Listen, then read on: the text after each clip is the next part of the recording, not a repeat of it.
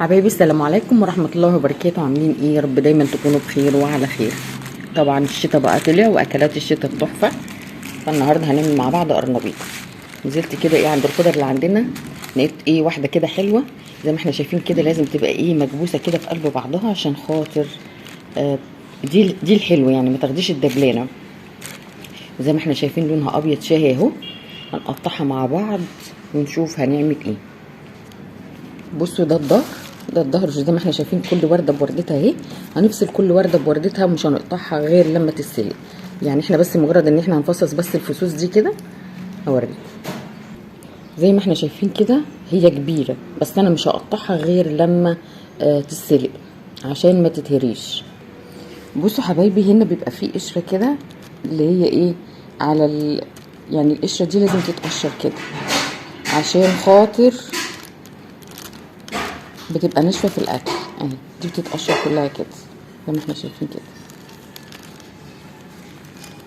كلها بقى اعملها بالشكل ده عشان خاطر لما اجي اسلقها تبقى ايه واقليها تبقى ايه طريه معايا في الاكل اهي.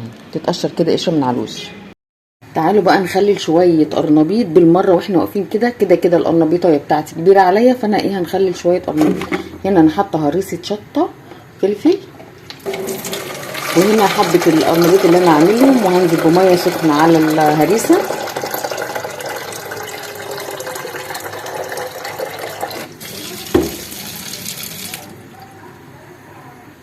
هنزل بمعلقه ملح كبيره، وعشان ده قرنبيط لو عندك حبوب كمون حطي، ما عندكيش حطي زي ما انا حاطه كده مطحون. هنحط شويه خل صغيرين. طبعا احنا حاطين هريسه شطه فمش محتاجين الشطه دي. هنبتدي بقى نقلب كل المكونات دي مع بعض، وهنزل بالقرنبيط معايا. انا غسلته وخليته زي الفل اهو. هبتدي بقى انزل بيه واحده واحده.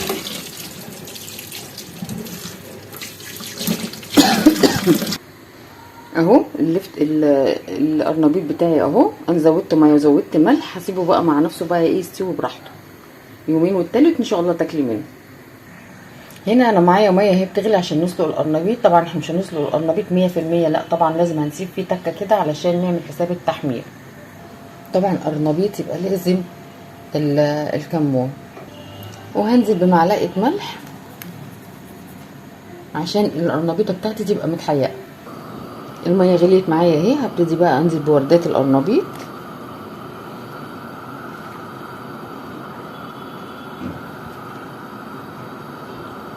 مش هنزل بيها كلها عشان ما تتهريش، عشان اعرف اقلبها. هنطلع القرنبيط على ميه ساقعه عشان خاطر يوقف السوا اهو. وهنزل بغيره بقى في الحله التانية.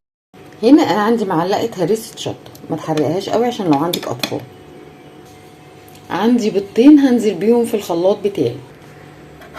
بصوا دي البهارات بتاعتي اللي انا هستخدمها مع القرنبيط. هنا معايا ملح، كميه الملح المناسبه للقرنبيط اللي هتعمليها. معايا هنا رشه كربوناتو، بصوا اهي رشه كربوناتو عشان تخليه كده ايه مقرمش وحلو، وكمان ما يبقاش مكتوم. معايا بودره الزعفران، ومعايا فلفل اسود، ومعايا كمون، طبعا كمون كتير، ومعايا رشه بهارات، ومعايا كزبره، ومعايا كركم.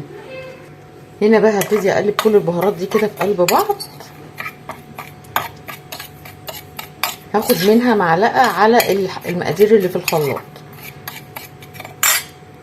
هاخد منها كميه حلوه كده احطهم في الخلاط، وهسيب حبه صغيرين عشان محتاجين. يعني هسيب حبه بس صغيرين كده اهو. هنزل بكوبايه ميه. هنا انا معايا كوبايتين ونص دقيق. هنزل بالبهارات اللي انا قلت لكم عليها اللي انا شايلاها، وهنزل بثلاث معالق نشا عشان يبقى مقرمش كده وحلو. يبقى كده ايه. طبعا انا حاطه الكربوناتو في الخلاط. ممكن تستغني عنه من الخلاط وتحطيه هنا على الدقيق. ممكن تحطي بيكنج باودر اللي تحبيه.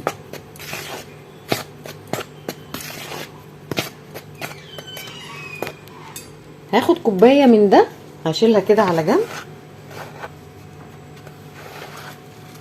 تمام. الكوبايه اللي انا شلتها هحطها على اللي في الخلاط، وهضرب كل محتويات الخلاط دي في قلب بعض. هنا انا معايا شبت وبقدونس وكزبره مقطعاهم اهو، وهنزل بالخليط اللي ضربته في الخلاط. على فكره انا حطيت فصين توم. تمام، بصوا الخليط معايا حلو ازاي. انا عايزاه بالسمك دوت، وممكن كمان نحط معلقه دقيق. انا حطيت هنا معلقتين دقيق، انا عايزاه تقيل علشان خاطر لما اجي احط القرنبيط يشيل معايا خلطه، ما يبقاش خفيف كده وتنزل منه. انا حطيت معلقتين دقيق تاني. بصوا ده السمك بتاعها. تمام، ندوقها بقى لو عايزه ملح ولا عايزه اي حاجه. لا تمام، تمام قوي. بصوا القرنبيط، بصوا بنقطعه كده رفيع وصغير علشان خاطر كده كده بيزيد مع الخلطه، بيزيد وكمان علشان في ناس بتحبه يعني بيبقى رفيع كده. هنزل بيه في الخلطه بتاعتي علشان يتحيق منها. بصوا هسيبه، يعني انا هقطعه واسيبه في الخلطه عشان يتشرب منها. بصوا زي ما احنا شايفين كده، انا قلبته في قلب الخلطه اهو زي ما احنا شايفين. تمام، علشان يتشرب من الخلطه، وهسيبه بقى شويه وكل شويه اقلبه. بصوا انا تقلت الخليط قوي وخليته بصوا عامل ازاي، وبقيت اخد منه واقلي. معلش انا اسفه بس التليفون فصل. باخد كده بكده وبقلي، يعني باخد كده وبقلي. بصوا بظبطها كده وبروح واخده وقليه كده، بخلي الخليط كده تخين. اسفه وبعتذر جدا لان التليفون فصل شحن والله، فمعرفتش اصور وانا بقلي. بس انا تقلت الخليط ده بالدقيق علشان يمسك في القرنبيط بتاعي. وزي ما احنا شايفين القرنبيط بتاعي من المخلل تحفه. عملت جنبه بتنجان، طبعا ده بيتغمس بالعيش. كنت كمان جايبه جرجيل، وكان يومنا كان جميل. ودي الوجبه الشتويه الحلوه الرائعه. هو مفيد جدا جدا بس هو جدا. المشكله بس اللي هم عندهم مقاولون يحذروا ويخلوا بالهم. دي كانت وجبتنا النهارده، يا رب تعجبكم وتنول اعجابكم. السلام عليكم ورحمه الله.